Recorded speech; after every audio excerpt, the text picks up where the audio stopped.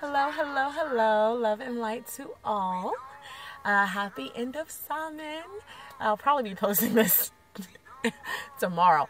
But so today I really wanted to do all of the zodiacs possible for the thinning of the veil.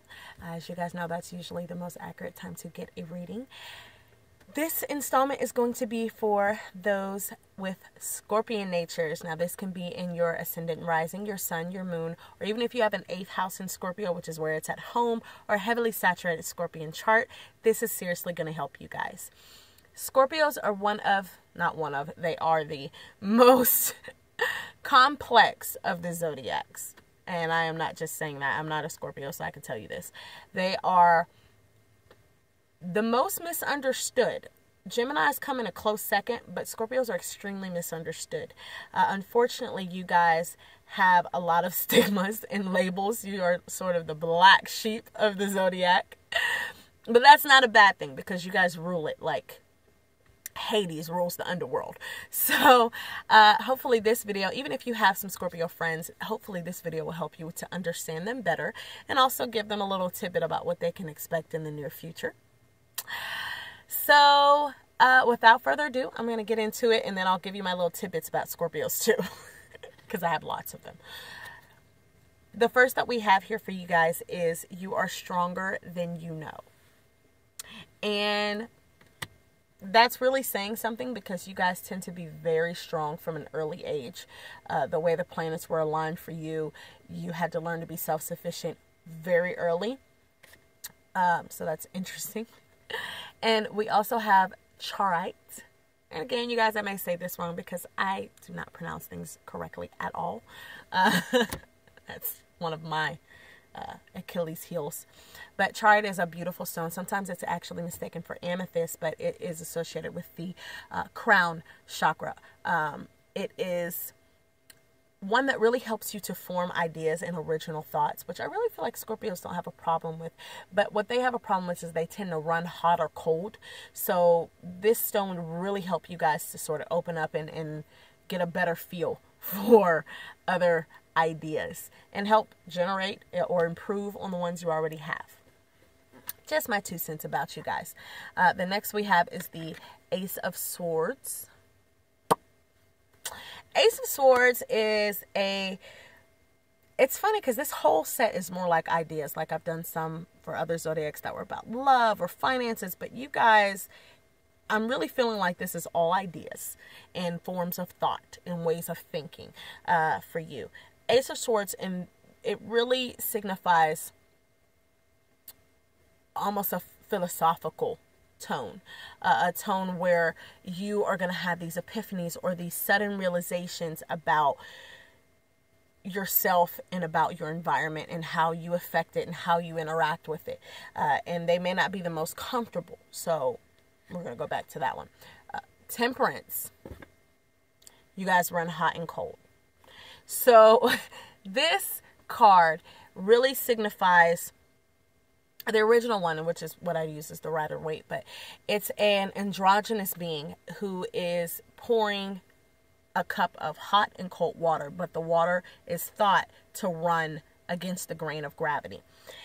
Temperance is a card that basically warns against leaning too far to one side, which is what you guys tend to do. You get your ideas and you get on your path, and then that's it. It's almost Capricorn in its nature, but it's really based on the need for self-preservation. Everything about Scorpios are self-preserving. They're not selfish, don't get me wrong, but everything about them is for survival. You guys are the furthest out as far as planets go.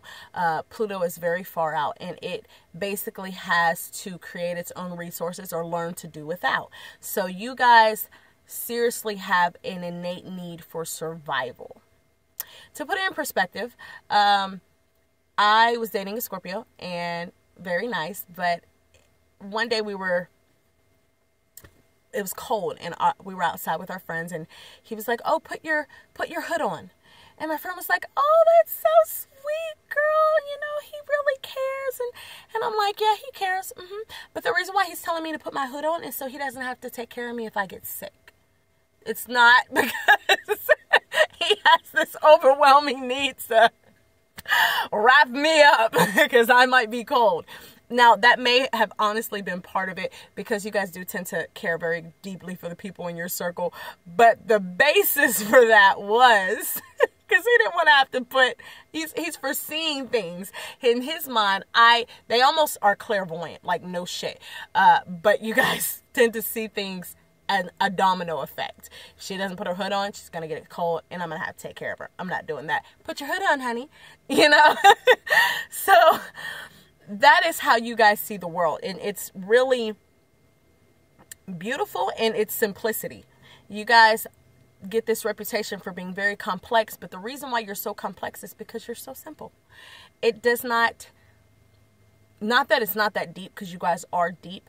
It's more along the lines of it's not that complicated to understand you. But I think a lot of signs get frustrated and it's very easy to do. And they just say, screw it. Whatever. They're Scorpios. That's what they are. And you get a reputation for basically being dark, or some even over-sexualized. Like, oh, Scorpios are the best ever. And that may be true. But there's a reason for that. And it's not for what people think. It's not because they enjoy having buku's amounts of sex. That's not what that is. What it is they, again, you guys are so far removed out. Everything for you is a long end. Everything for you is this build up. Oh, we're finally going to make it around the sun. It's not like a sort of a Mercury thing where, oh, wham, bam, thank you, man, we're done. That's not how that works. Everything for you guys is intense, and longevity intensifies that. Sex for Scorpios, and this is not just for Scorpios, I want other people to understand this, is not actually about sex. That's like the byproduct, but it is not the whole shebang. It's actually everything leading up. So while it may appear that Scorpios are overly sexed or they're so intense and so passionate, it's really because everything for them, if you can stretch it out, they invented tantric sex, okay? And it wasn't because, the point of tantric sex is actually not climax. It's everything leading up. And that is what you can think of when it comes to Scorpio. So if you ever hear someone say, oh, Scorpios are so, sex crazed and, that's not it, okay? Just please understand that's not it. And they're not necessarily dark as in evil. Without the dark, the light cannot exist. I know that sounds like some fortune cookie stuff, but that is the simplest way I can put that. If there was no dark, there would be no light in the world.